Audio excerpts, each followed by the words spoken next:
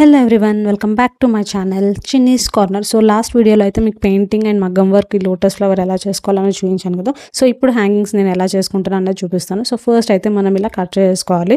So కొంచెం అయితే cloth అయితే ఉంచుకొని కట్ చేసుకోవాలి. సో మనకి ఇలా 2 ప్యాచెస్ వచ్చేసాయి కదా. సో నెక్స్ట్ అయితే నేను అగరబత్తితో ఆ థ్రెడ్స్ అనేవి కొంచెం క్లోజ్ చేసేస్తున్నాను, ఎందుకంటే తర్వాత మళ్ళీ మనకు బయటికి కనిపించకుండా.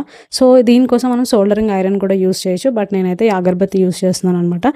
సో నెక్స్ట్ మనం ఇలా ఆపోజిట్ డైరెక్షన్స్లో పెట్టుకోవాలి రెండు. సో అంటే స్టిచ్ చేసిన మగ్గం వరకు మనకి ఫేసింగ్, లేదంటే అటు సైడ్ ఫేసింగ్, రెండు అలా ఉండాలన్నమాట. సో ఇలా ఫస్ట్ అయితే నాట్స్ ఒక 2 నాట్స్ వేసేసుకొని స్టిచ్చింగ్ అయితే స్టార్ట్ చేశాను. సో మరీ కార్నర్ కి నుంచి కాకుండా కొంచెం లోపల నుంచి అయితే స్టిచ్ చేసుకోవాలి. సో ఇలాంటివి మనము సీయింగ్ మిషన్ మీద చేసుకోలేం కాబట్టి నార్మల్ నీడిల్తో అయితే స్టిచ్ చేసుకుంటాం. సో నెక్స్ట్ అయితే నేను డోరీ అయితే నాకు ఎక్కడ కావాలో అక్కడ ప్లేస్ చేసుకున్నాను. సో ఇక్కడైతే 3 to 4 నాట్స్ అయితే వేసుకోవాలన్నమాట.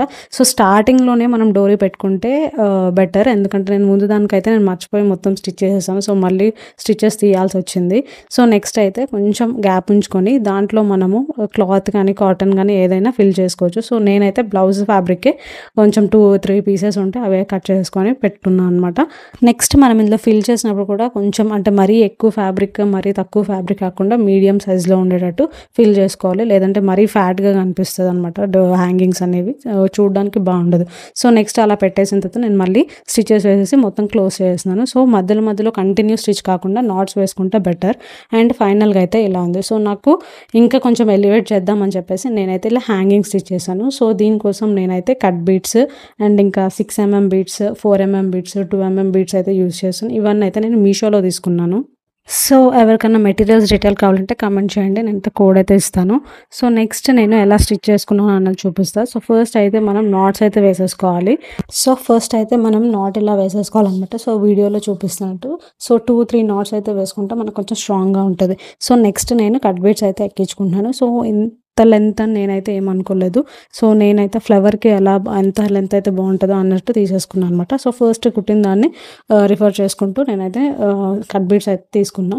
సో కట్ బీట్స్ తర్వాత వేసుకున్నాక 6mm, 4mm, 2mm బీడ్స్ అయితే వేసుకొని సో లాస్ట్ బీడ్ అయితే వదిలేసి సో లాస్ట్ నుండి సెకండ్ బీడ్ నుంచి అయితే నేను మళ్ళీ నీడిల్ రివర్స్ అయితే తీసుకున్నాను. సో మళ్ళీ అన్ని కట్ బీడ్స్లోకి నీడిల్ అయితే ఎక్కించేసుకొని మళ్ళీ నాట్ అయితే వేసేసుకోవాలన్నమాట. సో వీడియోలో చూపిస్తున్నట్టు మరీ స్టిఫ్గా అయితే స్టిచ్ చేసుకోవద్దు. సో హ్యాంగింగ్స్ అనేది అంత ఫ్రీగా ఉండదు, చూడడానికి కూడా లుక్ బాగుండదు అనమాట. సో ప్రతిదానికి ఇలా నాట్స్ అయితే వేసేసుకొని నేను అలా 7 హ్యాంగింగ్స్ లాగా అయితే స్టిచ్ చేశాను అనమాట. సో 7 ఓకే అనిపించింది నాకు. నేను ఫస్ట్ 7, 6 అని ఏమనుకోలేదు. సో కుట్టిన తర్వాత ఎలా బాగుంటే అలా అయితే తీసుకుందాం అని అనుకున్నాను. సో ఫస్ట్ అందుకనే ముందు ఒకటి స్టిచ్ చేసి ఆ తర్వాత ఇంకోటి స్టిచ్ చేసినప్పుడు వీడియో అయితే రికార్డ్ చేసుకున్నాను. ఫైనల్ లుక్ చూసిన తర్వాత అయితే నేనైతే చాలా సాటిస్ఫైడ్ అనమాట. అంటే గోదాదేవి అమ్మవారు స్లీవ్స్ మీద వేసిన దానికంటే ఇంకా మంచి సాటిస్ఫాక్షన్ అనిపించింది, ఎందుకంటే ఇది నేను ఎక్కడ రిఫర్ చేయకుండా నా ఓన్గా చేసుకున్నా అని చెప్పేసి. సో ఫైనల్గా లుక్ ఎలా ఉందో మీరు కూడా కామెంట్స్ చేయండి. ఏమైనా డౌట్స్ ఉంటే please let me know in the comments, నేనైతే రిప్లై ఇస్తాను. సో ఫైనల్గా హ్యాంగింగ్స్ అయితే ఇలా వచ్చాయి, నాకైతే చాలా నచ్చాయి. మీకు ఎలా అనిపించిందో కామెంట్స్ చేయండి. సో ఫైనల్గా మొత్తం బ్లౌజ్ ఎలా వచ్చింది అన్నది నేను ఈ వీడియోలోనే చూపిస్తాను అనమాట. మొత్తం కంప్లీట్గా చూడండి. అండ్ ఎవరైనా ముందు వీడియోస్ చూడకపోతే ప్లీజ్ చూసేయండి. So here comes the final output. Please do like, share and subscribe. Thanks for watching.